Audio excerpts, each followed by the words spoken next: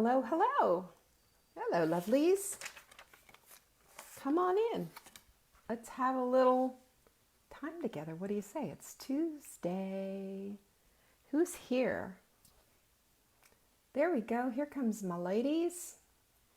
A couple of minutes late. Had to run downstairs and get a couple things ready for our 4 o'clock.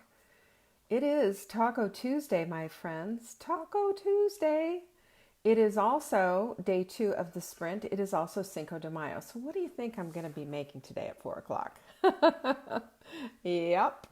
So we got some soup going. I'm going to show you how to do taco soup. I'm going to show you how to do tacos, low-carb tacos, and kind of walk you through a taco salad. I mean, because it's tacos, right? We can still do that and sprint at the same time. Hi, Joanna Denise and Cecile. I know, you know what? They don't do notifications anymore. That's not us. That's Facebook. I don't know what to tell you about that. Donna, Jane, Tammy. Good morning, good afternoon. Yes. You know what we want with tacos? We want the flavor, right? We want the flavor. That's just the whole thing. We just look at it and just, there's something delicious about Mexican food. It has that yum factor. So, yeah, we have the ability to do it. And I have been playing with, have you ever heard of chaffles? It's this low carb thingy. And these little tiny mini maker. Oh boy. Let me just tell you, I have been playing around with that. And sometimes it's fun to get in the kitchen and to play around and to do things and see how you do with all of it. But, you know, sometimes also I am just all about not wanting to do any of that. I just want to go with the tried and true stuff. But I try things because I know you guys want to see some new stuff. But I have my rut. I'm admitting it. Well, welcome everybody, and welcome. We have a whole bunch of new sprinters in the sprint. And if you are new and you're coming up on board here to see what's going on, welcome. So glad to have you here. Our sprint is something that we do once a month, and we enjoy the the camaraderie of being together and all doing a big group push. And it just really, really, it's such a really fun thing to do. And it also feels good because, you know, you get to clear the decks, get rid of some of those, you know, get rid of all that inflammation. You know, we all need this, especially for those of us who've just kind of gone off the deep end a little bit. When you have food addictions and carb addictions and all kinds of stuff, it seems when the stress is on that it rears its ugly head. And, you know, that's why we have the sprint. It kind of cleans things up. So if you're new to that, go to savingdinner.com. It's right there. It's free. We love it. It does the job. Our scoop of the day, our new quote of the day is, you never change things by fighting the existing reality. To change something, build a new model that makes the existing model obsolete. So that is, that's a huge one, right? You don't change things by fighting the existing reality. You have to change it by building a new model. So if there's something that you don't like, this requires a lot from us, by the way. And this is something that's pertinent to all of us. We all have something in our lives that we just don't like, right? We don't like what's existing. And so we want to change the model. We want to change how we feel. We want to change, you know, the fact that our waistlines are bigger than 35 inches and we've got belly fat and inflammation. This is what helps us to change and to become all that we want to become. Because at the end of the day, it's not about size 6 jeans and the perfect shade of lipstick, is it? It's about being the very best version of yourself and being as vibrant and as energetic and healthy as you can. You have a life to live. You have a life to live, and it's a lot more important for you to have that vibrancy in your life than it is to have those darn jeans. That's what's important. You can't do that. You can't do that if you're not living the best life that you could possibly live. And you can't live your best life unless you're feeling good. And feeling good is possible for all of us. And I'm going to go through some things today because we had one of our new sprinters was going through some stuff, where she feels like, man, she's just a failure. And, she wants, the thing is, she did the very thing that she didn't want because that's what's caused her problems down the road. And haven't we all been there, right? Haven't we all been there? And I'm going to share with you a little bit of a model. I haven't pulled this out in a long time of what happens to us and why we think what we think and where we need to really go, because it's all a matter of redirection. We do that with our children, right? Our children like flip out about something or what's going on. And so we redirect them and say, did you see the doggy over here? Works every time. They're like, what doggy? I want to see the doggy. We need that too. It's not just for children, it's for human beings. We need redirection. We need to put our energy into the right things, because when our energy is being dumped into the wrong stuff and we're giving our all to that stuff, we find ourselves in the place of not getting what we want. And is that frustrating? It is so colossally frustrating. And when we narrow it down to the things that we're doing, well, here we are, we're talking about food again, but we have to, because unlike food addiction is way different than booze addiction or drug addiction or any other kind of addiction, because you have to keep eating. You just have to shift what it is that you're eating. And you also have to shift how you feel about things, and you have to redirect your energy, and you also have to understand your physiology. Because at the end of the day, our physiology plays into this as much as what happens in our head. So all of this is critical. And when we can wrap our arms around that, and when we can have strategies in place, and when we can get a community to support and encourage us, and even, one-on-one, a body clutter buddy, and all of that, and have a plan, food plan, right? It is always important. But honestly, if it was only about the food plan, if it was only about that, then we'd all have 6-pack abs and $1 billion in the bank. That's a quote from the guy who invented CD Baby. He said, if it was all just about a plan, we'd all have a bazillion dollars and 6-pack abs. Isn't he right? I see that, of course. It's not just that. If it was just that, how easy would it be? It'd be like, okay, 7 days, I've got this. Not so. It's like it's a minefield in front of you. All of us have one. All of us. And I do, really, really, totally hope you hear me on this. We can't compare ourselves, though, to this gal over here who only has to lose 20 pounds and this gal over here who's trying to lose over 100 pounds. We can't compare ourselves to, she doesn't have any kids at home, and she doesn't have a job outside of her home, and we can't go and do all of that comparison stuff. That is a misdirection of all of your energy. Your energy needs to be spent on, how do I negotiate my own minefield? She's got hers, and whether or not it has as many booby traps as yours, does it matter? And honestly, is it any of our business?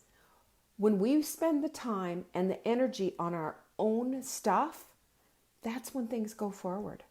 That's when things go forward. And I wrote some stuff out, and for the gal who was in our sprint group, I specifically did a Facebook Live just for her, and I hope if any of you who are in the sprint group need that and need that help for feeling, like you're desperate and alone and hopeless, there's information there in that whole thing. And I did it because I felt her pain. I felt that sense of desperation. And it's just like, here I am again, trying this again. Because how many times have you done a diet, right? And that's why I just say no to the diet culture. Completely no. Yes, there's certain ways that we can eat in an anti-inflammatory way that are going to be better for us. Yes, there are different things that we can do. Yes, there are people who can every once in a while do things in moderation only. And yes, there are people who cannot. And one of my biggest things, what I flip out over, is when these experts come out and they say, you should be able to have this. You should be able to have 1 ounce of chocolate. You should be able to do this, and you should be able to do that. And I'm going to tell you right now, I don't want anybody shitting all over me. This is my life. These are my issues. This is the stuff that I'm dealing with. And no expert is going to come in there and disrupt me and tell me this is what I should be doing. And I will tell you, I've done that. When I've heard experts before say, you should be able to do that, which then led to a binge. No, this is not how you do it. You do not mass prescribe for the masses.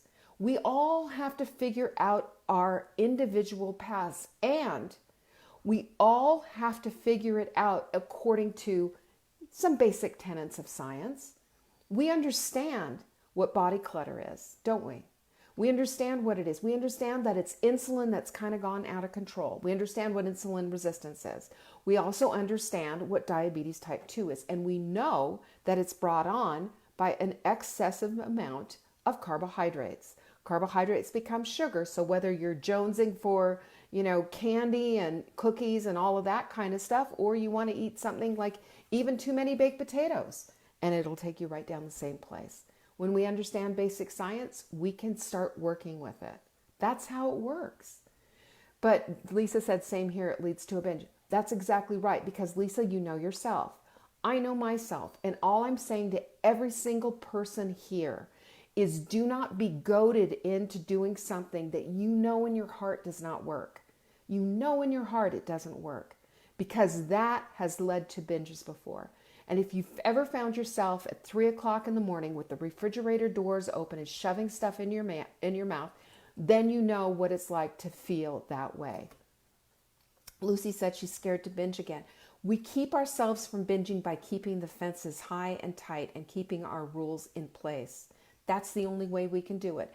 Just like an alcoholic swears off the vodka or the whiskey or whatever it is, we have to swear off these things too. And I'll tell you, every time I've gone back into the water to play with the things that have bitten me before, it's bitten me right back. And I have to start over. Is it worth it? And I've asked that before to chocolate, Chocolate and I have a long, long history. Is it worth it to me? It's not. It's not, because I can't do the 1 ounce. I can't. Or maybe at some point I will, but I'm turning 62 next week. I'm turning 62.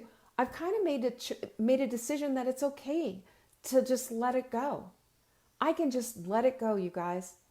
It's all right. I will not die if I don't have another piece of chocolate. Okay, there you go. But the thing that just really lit me up with all of this is that, and I wrote this in my journal and I wanted to share it with you because I know you could so relate to it.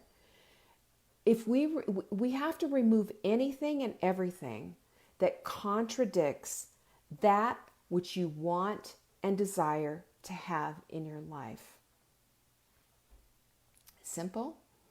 Absolutely not. Not easy, not simple, complicated. But it's worth the dig. It's part of the journey. It's what we need to do to get there, right? It's what we need to do to cross that bridge. We've got to build the bridge as we go. That's our journey. That's the way it works. But if we have the things in our lives that are contradicting what we want, if we're binging on sugar and it's contradicting the healthy life that we want, then we need to look at sugar completely differently. We need to start looking at it as just the enemy, like an alcoholic would look at a bottle of vodka. It is the enemy. And we need to not just swear it off, not say, I'm never going to do it again. None of that. Because has that ever worked before? We have to construct food rules for ourselves and a safe way to live so that that stuff doesn't come back to haunt us. And, just like a true junkie, we might be jonesing a little bit along the way. We might have withdrawals along the way. It's called the low carb flu, by the way, or the keto flu, however you want to call it. And you know what? It's because your brain doesn't play. Your brain says, okay, you want to light up that part of your brain? That's it. We like it. We're addicted. And that addiction just takes you for a ride unless you have the upper hand. And the way you get the upper hand is that you have to embrace the journey. Because I'm going to tell you something. While at the very end, when we all get to the place of having our cute jeans and feeling all cute and sassy in our new, smaller clothes, if we're going to be staying there, it's because we have embraced the journey along the way. We haven't just looked at the horizon. We haven't just looked at the goal, because that journey is the teaching place. That journey is the place that gives us the necessary equipment to get to the end of the game and to stay there. And to stay there. And that's the most important thing in the whole world.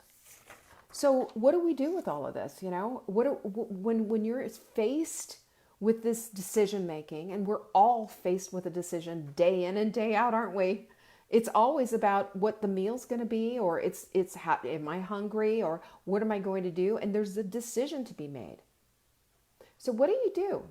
What do you do when you open up the cupboard and you're looking at what's for dinner, and what are you going to do with all of that? And you're thinking, well, I could make this, and there's that pasta, and there's the this, and there's the that. And it's in conflict with what you're trying to do. What are you going to do? You can make another decision. You can shift it over, and you can think to yourself, what if this one time I decide I'm going to have this instead? What if I just have that hamburger without the bun? What if I just have this instead? What if I just make an extra salad? What if I drink water all day long the way I'm supposed to? And I showed you my little water chart, you know. Oh, there, backwards doesn't help, does it? What if I did all of these things? What if I just tried it? Just a day. You know, I give you a 7-day plan. Well, what if you just did it for a day to see how you felt? What if you just tried that? What would happen? That is where we get to plug in our imagination. Just imagine what it would feel like to have that victory under your belt. Just that one meal. Just that saying no to a snack. Just saying no to a soda or something else to drink, and just saying, you know what, I'm just going to drink a glass of water and I'll come back in 5 minutes and see how I feel about that. What if you did that? What do you think would happen? Well, I will tell you what will happen. That will build a victory that will make you feel good, and you can write about it in your journal. You can reflect upon it. You can tell somebody about it. You can put this out in your community and say, look what I just did. And you can build off of that. That is a starting place. Start with one small, teeny tiny thing. Just one thing. Get your water under control for the day. You know, just do that and see what happens. I will tell you, it's surprising, but that water is going to do more for you probably than anything else, because I'm going to tell you, we drink so little water. And Jane says, I'm curious how it will feel. That's exactly it. You ask yourself these questions. How will it feel? How can it feel to me? Just imagine if at the end of the day, instead of having all the regret and all the pain and all the suffering that I usually go through in my mind as I recount my day, I said, that's a good day. I made good decisions with that meal. I didn't snack and I drank my water. How would that make you feel? I'll tell you exactly what that will make you feel. It'll make you feel like you did it. You accomplished something. You got one meal under your belt. You said no to one snack. You drank all that water. You did it. That is a victory. And that's how we live excellently. Because if you have this notion that if you can't do it perfectly, you can't do it all, then you're missing the entire boat. The entire boat. And then you're going to be swimming to your destination. And that's hard. And all I'm saying to you is come on board. Come on board. And we will help you find the control that you're looking for. Because all it is a matter of redirecting your energy. And I've said this so many times before, that what you think about expands. So if you're putting your energy on what it is that you can't do, or your lack of self-control, or that it's too hard, or this, that, or the other thing, that's exactly what you're going to get in return. Versus if you put your energy on, you know what, this one meal, I'm going to just say no to that hamburger bun. I am going to add some salad in, and I'm going to drink some water. Let's see how that feels. Allow yourself that kind of grace. Allow yourself to feel what it feels like to say those things and to be accountable even. Tell somebody in your group, post it in the sprint and say, this is what I'm doing for dinner. Hold me accountable. Watch what happens. This is a change of behavior. It's not just about the plan. It's about what's inside here. And it's about, instead of negotiating with the hostage holder, which is your brain, who says, let's go back to normal. That's what I like. I want to have the hamburger bun. I can't eat a hamburger without a hamburger bun. And on and on and on and on. You know it. You know what it's like. But you can do this. You can prevent this kind of falling off the cliff every single time simply by setting yourself up for success. Create the environment for it. Create the accountability for it. And for heaven's sakes, don't disappear off the planet. Be there in the group. I wanted to show you this wonderful, oh gosh, I don't even know if this is even going to work out because it's all backwards. But I call this little, the yum factor of why we do what we do. And you guys understand this. I mean, I know I've shared this with you before, and a lot this summer we talked about it, but it's worth coming back for a revisit. When we have a carb addiction, especially, carb addictions and sugar addictions are basically the same thing, just a different form. They do the same thing in your body. And just remember, when that insulin is pouring out, that means that your liver can only handle so much of that sugar, that glycogen. And then at that point, you start to go for storage. And you know what that means? It's all around your middle. And that's toxic. That's where we start to get inflammation. That's where all the things come in that we don't want. It's more than just a Dunlop. It's also a health risk. And that's why I'm saying, let's focus on our health. We focus on our health and the vibrancy that we want with our family. That's the thing that we want. Guess what happens? We get those cute genes at the end because the focus has shifted. Instead of being focused all about the vanity, we're focused about the quality of our life. And that's huge. That's huge because you want to be there for your kids. You want to be there for your grandchildren, and you want to have a fabulous, fun life. What would it be like to be sidelined all the time, never being able to go on the rides with the kids or take a hike or a walk or anything because you just can't? Your health prevents you. That's why I want to mention all of this, because this is what's at stake. It's all at stake. And it doesn't have to be that way because your body intuitively wants to heal. It just needs the right materials. And when it has the right materials, you're going to get what you want. You're going to get what you want. It's going to take some time, but anything worth having takes time and effort. And it's a daily thing. So the thing that I know about too is this whole falling off the cliff with carbs, with sugar, with food addiction. I understand it. I've lived it. I still live it. I'm still actively pursuing and slaying that lion. Okay? So what happens is we get obsessed. We start with this obsession and we're thinking, ooh, carb, carb, carb, yum, yum, yum, sugar, sugar, sugar, salty, crunchy, whatever the thing is that you most desire, that's at the forefront of your mind and that's all you can think about. You understand what that's like. Or you think about it and then you keep thinking about it and then you know you're not going to do it and not do it and it's downstairs and you know where it is and all of the things go on in your brain. So finally you decide, oh, just this once won't hurt. Well, if I just get it out of the house and eat it all up, then I don't have this, hanging around anymore. There's a bazillion rationales and excuses that we use for having this thing in the house and then for finally succumbing and eating it. Oh, the kids like it, or my husband likes it, or, mom likes it. I'm going to keep this in the house. And when we know for a fact that who the eater of that thing is you. Who's the problem here? It's you. And you have made excuses, and I know this for a fact because I've done it. You've made the excuses to kind of buffer this whole thing and rationalize the whole reason why the Pepperidge Farm are sitting in your cupboard.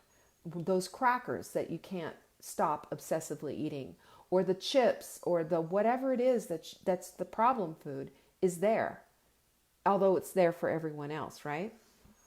So you eat it, and maybe you eat it all because your logic says, well, if I get rid of all of it and just binge on it, then it's not going to be in the house. And that'll make it so that I don't have this problem anymore. And then, of course, you know what happens next. You eat it all, you feel terrible, and you have regret, you have guilt, you have remorse. And you start to think, well, I'm not going to do that again. I'll never do that again. I'm not going to buy this anymore. But then you start to rationalize and you say, well, it wasn't that bad. And it was only this once. And then you kind of forget all about what just happened. And the weight just keeps creeping up the scale and creeping up the scale and 10 pounds this year. It doesn't sound like a lot. Over the course of 5 years, it's 50 pounds. Over the course of 10 years, it's 100 pounds. So that weight gain, while it just creeps in there ounce by ounce, and by the way, that's how we take it off, it is in there doing its damage. And mostly, it's residing around your belly. And the thing is, we forget about what happened. And then we go out, and Catherine just said it. You took the words right out of my mouth, Catherine. And then we go out and we buy it again because we've rationalized the whole thing away. It's a survival mechanism. This is how addicts deal with things. And if you're not going to call yourself an addict, you don't like the sound of it, and it sounds dirty and nasty, and this is what people with needles on street corners do, I want you to understand, if you are pulling the wool over your own eyes and you have this whole cycle going, you are an addict. And it's the only way that you can get away from it is to stop doing it. What happens is that we obsess. We obsess over having this thing. I want to have these chips. I need to have these chips. This is my thing. I want the chips. I want the chips. I want the chips. I want the chips. And then how long does it take to cave? Everybody's different. For some people, it's massive obsession and it overtakes everything. And it's part and parcel of your daily thoughts, right? So how long do you let that go? How long do we stay in this place of obsessing and then caving and then feeling all the feelings and then dismissing it and avoiding it and pretending it didn't happen and then starting all over again? That is the carousel of crazy, because the carousel of crazy goes around and around, goes nowhere. It goes up and down and it takes your weight with you. And some people, and I've been there, you know it. You've been on this whole thing for so many years that you don't think of anything else. And that the way out, you think, is the new guru. It's the new diet expert that you saw on Good Morning America. It's the new book that everybody's reading. It's the new fill in the blank. And you know what? That's part of the carousel of crazy. It is. Because you think that you can get out of it by finding a guru who's going to save you. You have to save yourself. Because everything that you need, all of the willpower that you need, all of the ideas, every single part of it, everything is already inside of you. You have the raw materials. You just need to re-steer the boat. You need to take that energy and put it toward the very thing that you want. Not all this other garbage and not all the remorse, not all of this. You need to unplug from it and take a look and see exactly, what is this? Why am I doing this? What's calling to me? Why is this such an issue? Because if you don't deal with it from the physiological point of view, if you don't deal with it from an environmental point of view and set up an environment that doesn't have all of your junky junk in it, if you don't do that, then you're going to keep doing the same thing that you've been doing, and you're going to keep looking for a guru to save your skin, and it's not going to work. It's exactly the same thing, and we've all done it. We have all done it. The way out is to set up an environment that works for you. Now, some people don't have the luxury, I guess would be the word, or the ability to be able to get all of that stuff out of their house. That's fine. Then have it put into a separate closet and keep that closet off limits for you. Deal with it the way that you can deal with it. But you set up your environment so that it supports the things that you want to do. morning and evening routines. That sets up your environment so that you have the life that you want to have. If you piggyback your habits too. So while I'm unloading the dishwasher, I do a 4-minute workout. I drink an entire glass of water, and then I'm allowed my coffee. I make sure that these things are done because I'm setting up my house for success. I'm setting up myself for success and drinking all of that water. And I'm getting the movement in that I need to get started with for my day. 3 little things, but they piggyback on one another, and one triggers the other. That's how you piggyback a habit. But get basic habits established first, and then you can start to piggyback. So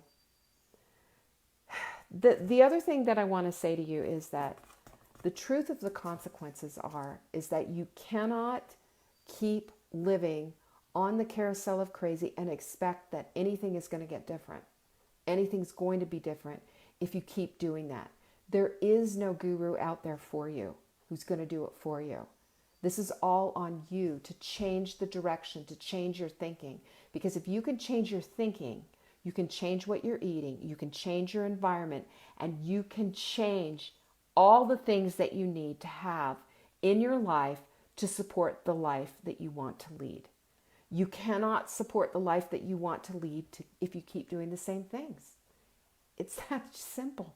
Yes, Rosemary says it is the definition of insanity. And we've all done it. And my invitation to you is to get you off the carousel of crazy. The only way to get off the carousel of crazy is to stop.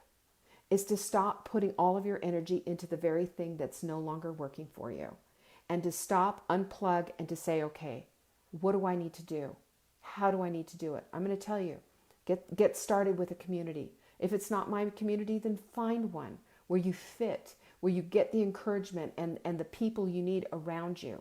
This research is absolutely undeniable that when we have the community around us and the people around us who are doing the same thing that we are more likely to do that. We're more likely to follow through. We're more likely to feel safe. And that's what our brains are trying to do, is always keep us safe. The other thing is we need to set our environments up for success the best way that you possibly can.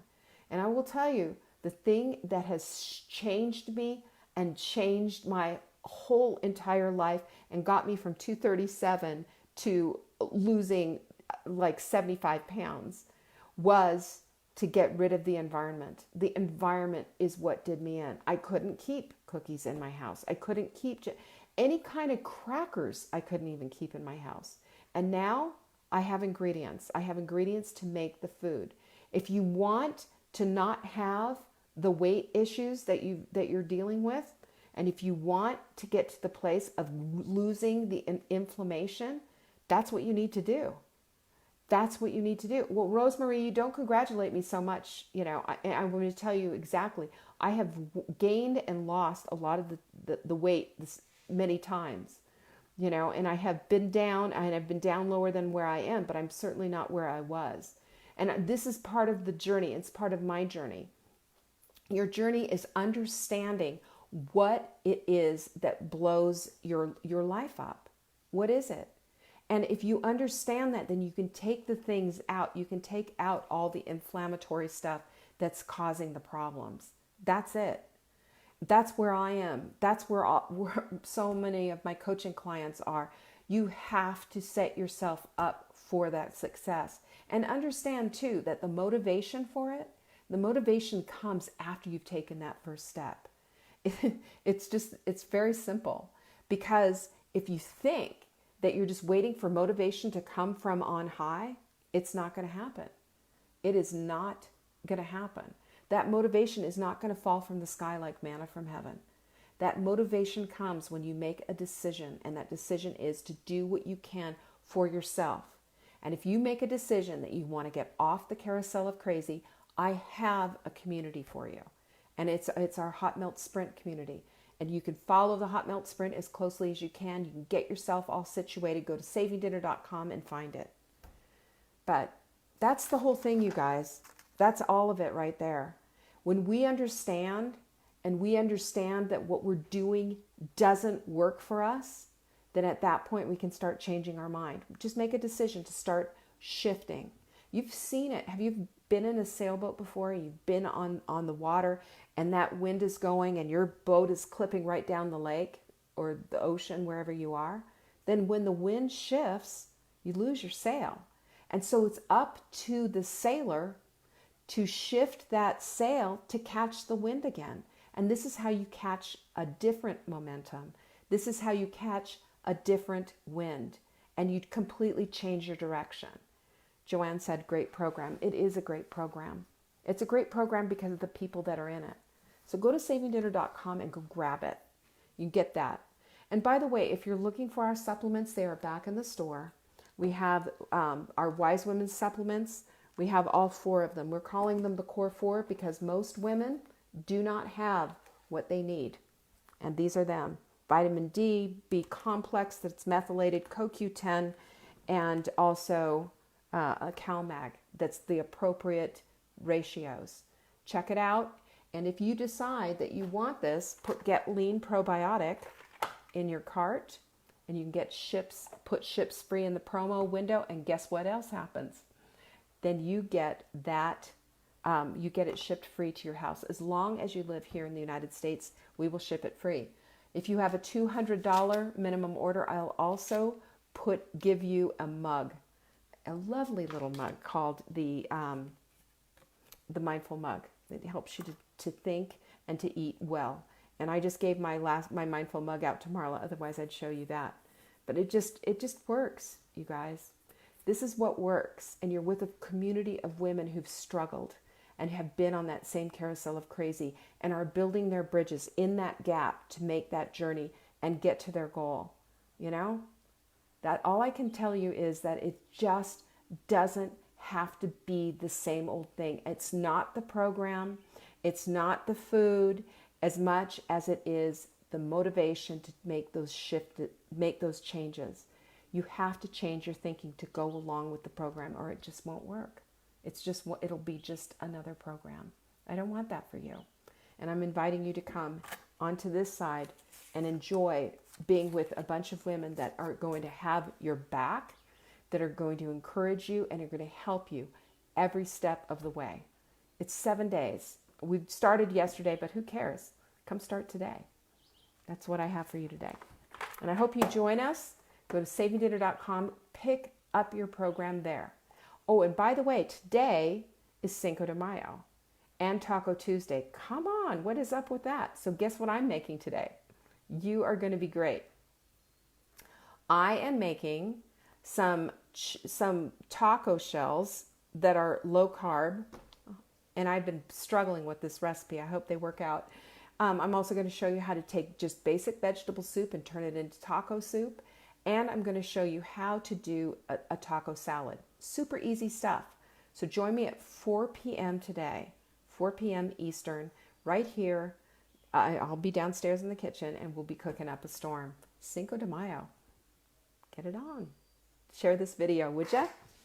Bye.